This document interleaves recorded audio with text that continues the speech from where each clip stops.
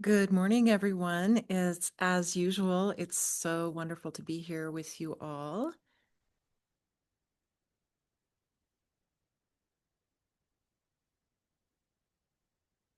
I'm just imagining your faces that I can't see right now because I'm on a recording, but I'm just taking all of you in and your presence and your contributions to our community just by showing up.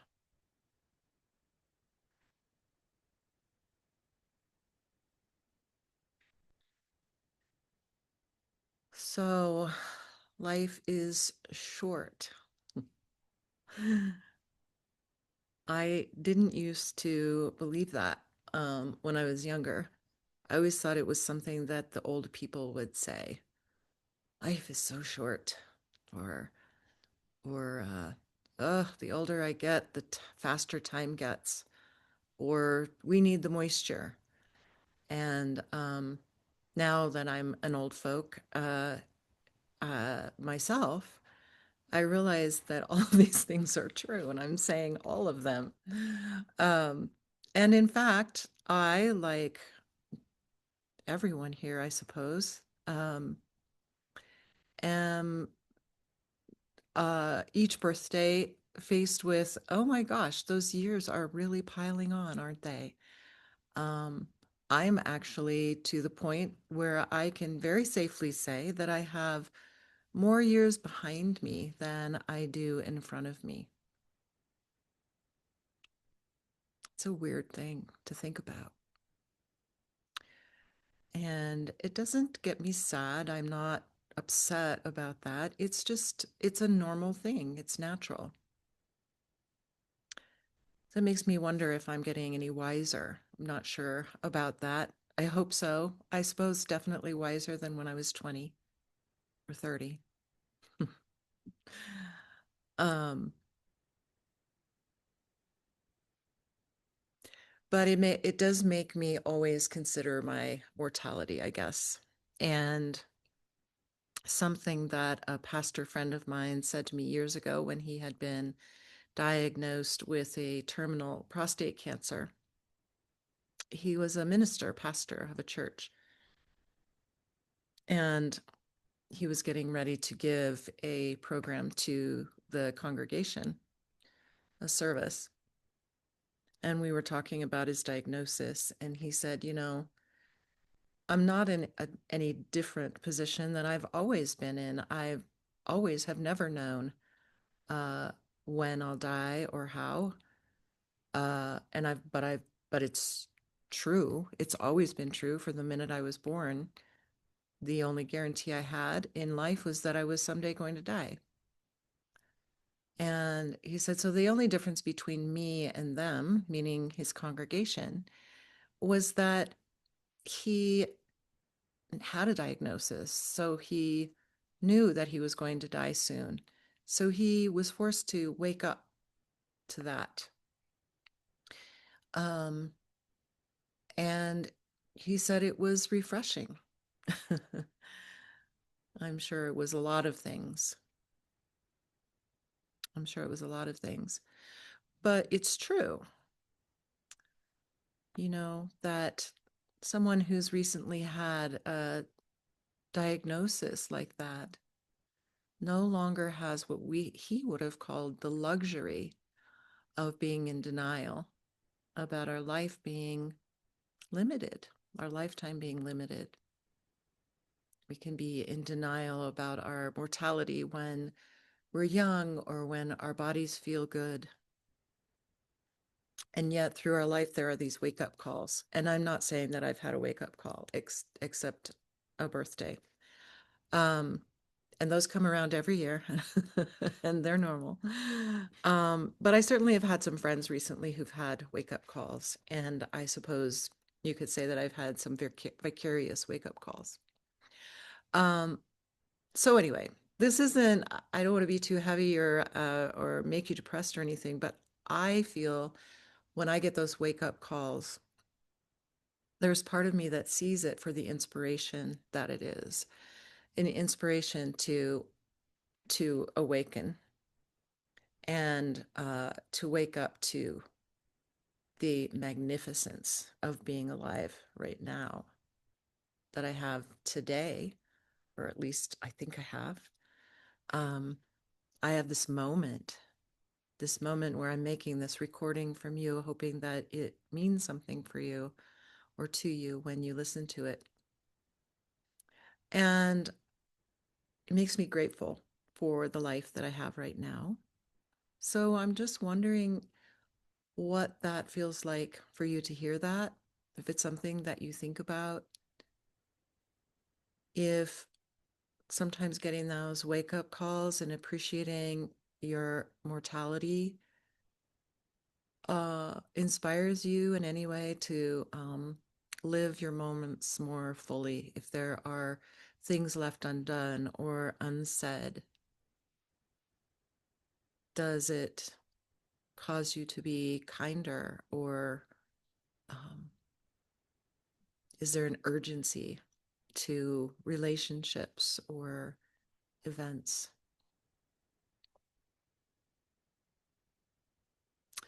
So I thought this would be a good segue into a meditation. There are aren't easy, short answers to some of these questions that we humans face. It's more like a beautiful continuing conversation, just like our lives are. Beautiful continuing conversation. And so let's go ahead and find your comfortable place. I'm going to fold my feet under me today so that I can sit a little bit away from this couch. Couches are so easy to just sink back into, and then I don't have a straight spine to support my breathing. So take this moment to find the just right place for you today for your practice. And for you, that may mean today, that may mean sitting up a little taller, making space with your, when your spine is long, that you have more room in the front to breathe. For you today, it might be leaning back in a recliner because you need more support. So taking care of yourself first and foremost.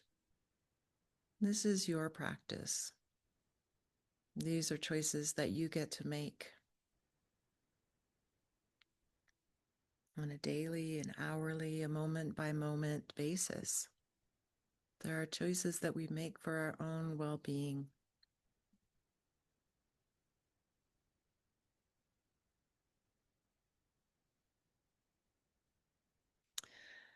Yeah, and once you find that just right space, go ahead and wiggle a little bit if you'd like, or maybe go ahead and stretch. Maybe there's something your body needs before you get settled. This is a time for that.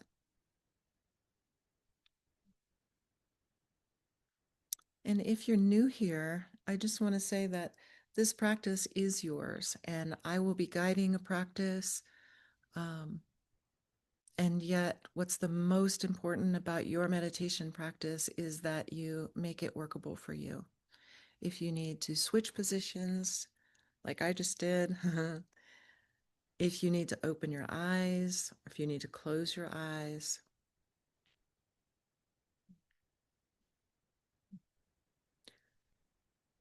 whatever choices you make for yourself, and whatever choices you feel that you need to make, please just make those. I'm just here to guide a meditation. Uh, I'm not trying to prescribe something that's has to be done a very specific or certain way. And so I'll invite you to make sure that your cameras are turned off. And if you like to, you can, or I'm sorry, I said that all wrong. I would like to invite you to make sure that you're muted, and then you can turn your cameras off if you like. Okay. Being mortal also means making mistakes every day. And I'm a good example of that. All right. Once you've figured out how you're going to be, go ahead and close your eyes if you like. And then take a moment to feel your breath. Just that very experience of being alive means that we are breathing, heart beating humans, human beings. And what a wondrous thing that is.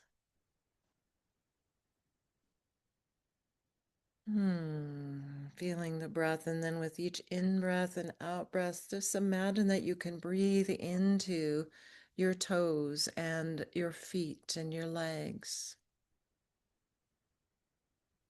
Imagine that you can take that inhale and send it down your arms into your fingers and hands, up into your shoulders. Expand the torso, the belly, the chest, the ribs, the spine, the organs. Expand that with the breath, breathing life into your organs, your heart and lungs.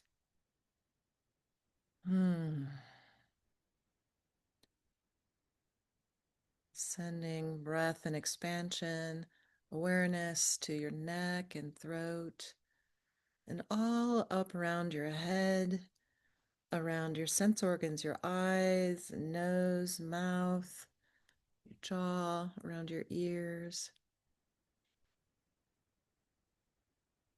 Sending your life breath throughout your entire body. Aware of this field of sensation, experience, the living, breathing human that you are in this moment today.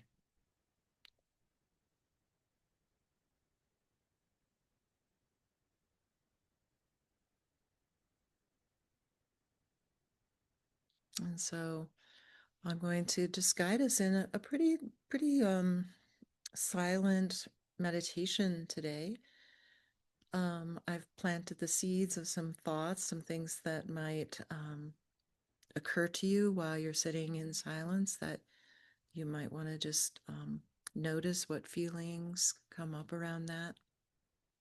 And then anytime you notice that you're too far off into the woods and down some rabbit hole, and you realize that, then just bring yourself back to the practice, back to the silence, back to your breath, back to this refuge that you are, that your practice is for you. Okay. All right. And closing your eyes if you like, keeping them open if you prefer. Whew.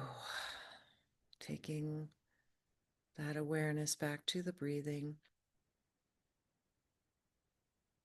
Some people really find it easier here to keep the awareness on the breath, or the focus on the breath, by repeating in the silence of your own mind, breathing in, I know that I'm breathing in, breathing out, I know that I'm breathing out. Then you can shorten that to breathing in and breathing out if you like.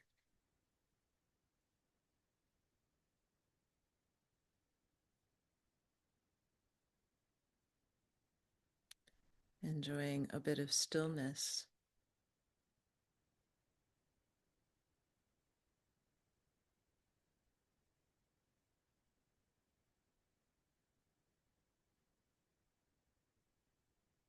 Noting if your mind is still feeling pretty busy, thinking about a lot of things, and extend the invitation to your mind to just settle down into your body, just as your body has found a settled place to sit.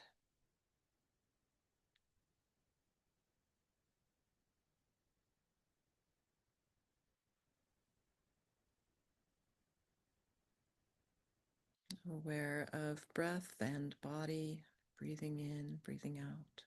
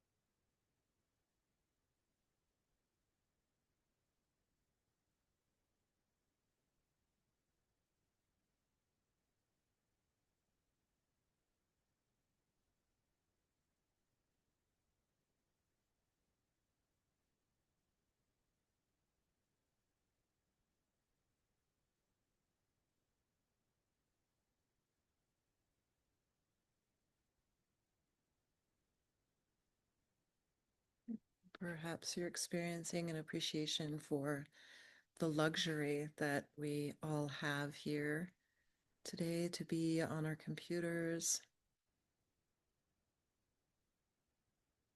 together from a safe place, sitting and breathing and being in community. What a privilege, an honor, a luxury.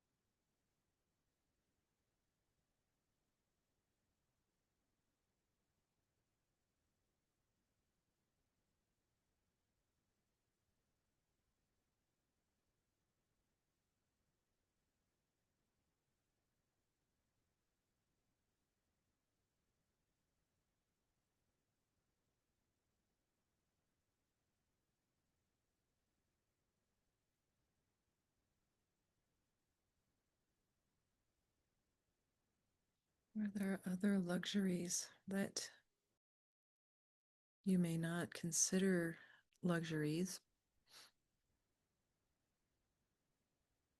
but if you really knew your time was limited and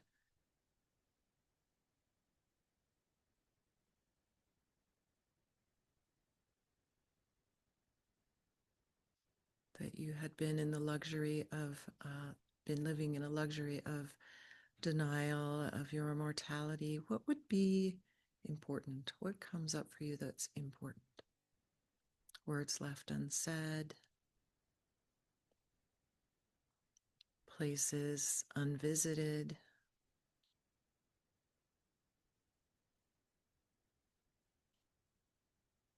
relationships unmended, perhaps. Maybe it's just wanting more time with special friends, family, loved ones, more time in nature. What comes up for you?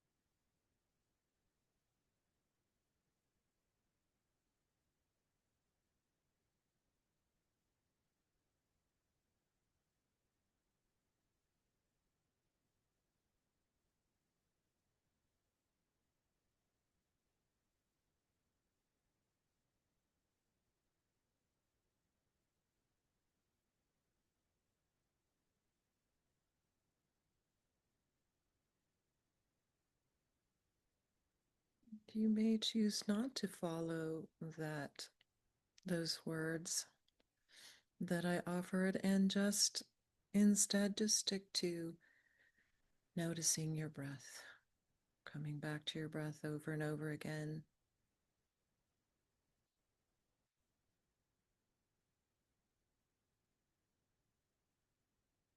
Each breath unique.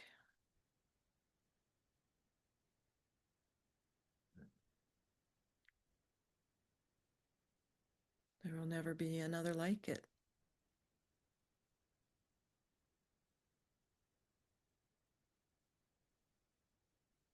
Breathing in, breathing out.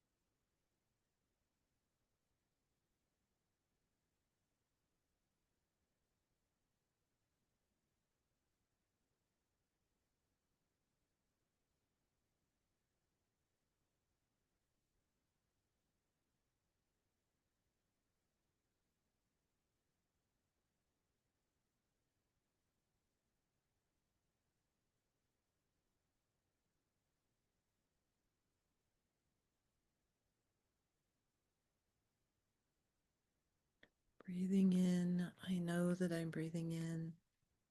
Breathing out, I know that I'm breathing out.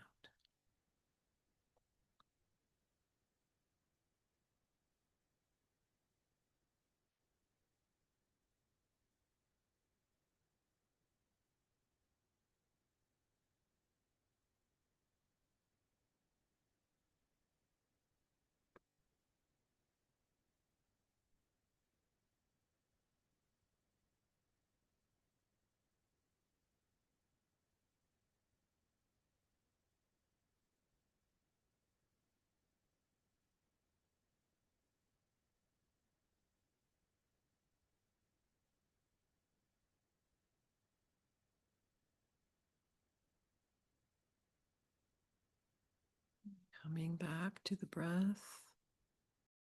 If you find yourself going off in a down a rabbit hole, off into some story,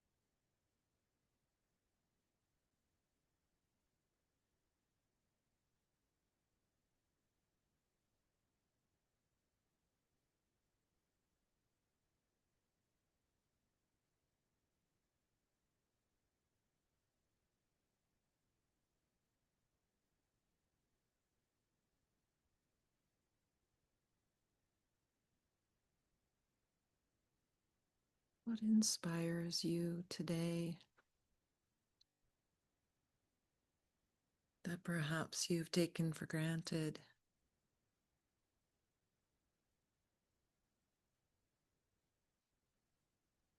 Perhaps this is a day to take one of those things that you've taken for granted and look at it fresh, with fresh eyes. A person, a relationship, something that you love, lost, forgotten, an instrument up in the closet,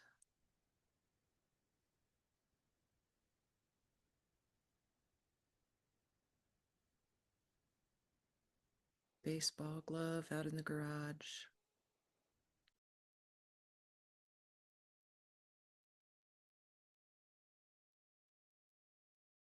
a favorite food that you haven't thought of in years, an old friend.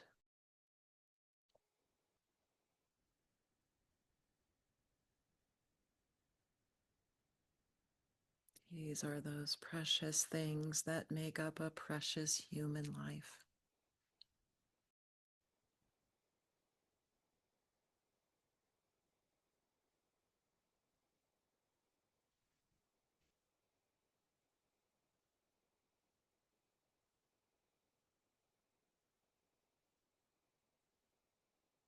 So I'm going to read a poem to you before we transition out of our meditative state and back to our community. And this poem is called This Day by Jimmy Santiago Baca. I feel foolish, like those silly robins jumping on the ditch boughs when I run by them. Those robins do not have the grand style of the red-tailed hawk. No design, no dream, just robins acting stupid.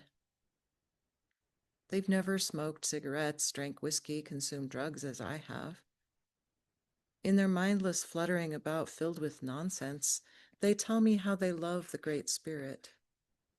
Scold me not to be self-pitying, to open my life and make this day a bough on a tree, leaning over infinity, where eternity flows forward. And with day the river runs, carrying all that falls in it. Be happy, Jimmy, they chirp. Jimmy, be silly. Make this day a tree leaning over the river eternity and fuss about in its branches.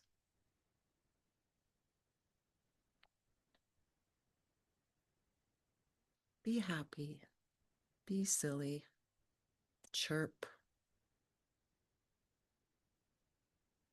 Fuss about in the branches of your day and your life.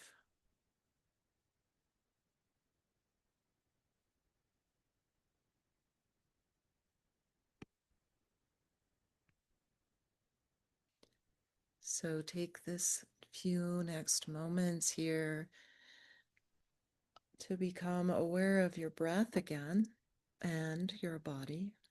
Maybe breathing that aliveness into all parts of your body once more.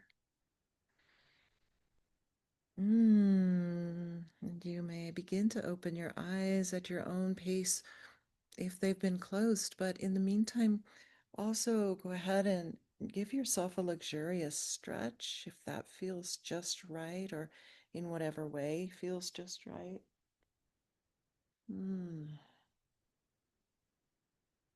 Think about how can you fuss about in the branches of your life today. Be sure to look around your room and up and down and behind you.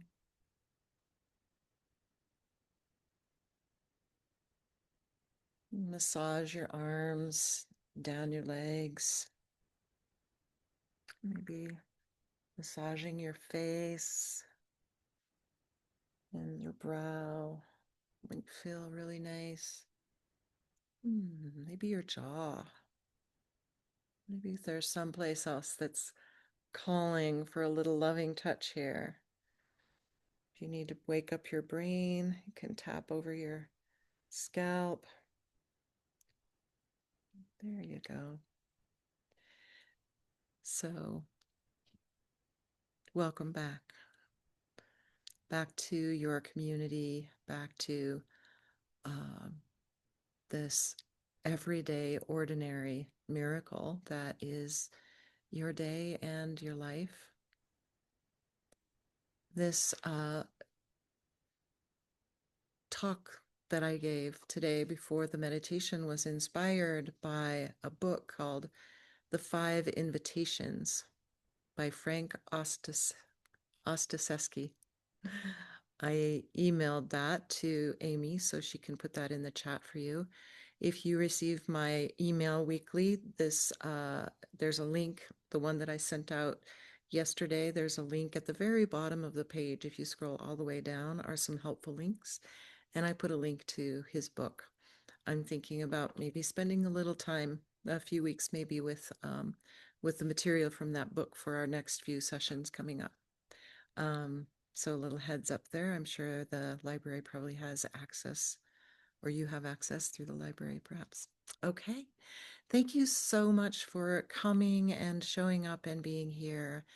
And I am thinking about you, and I look forward to the time soon when we'll be live together.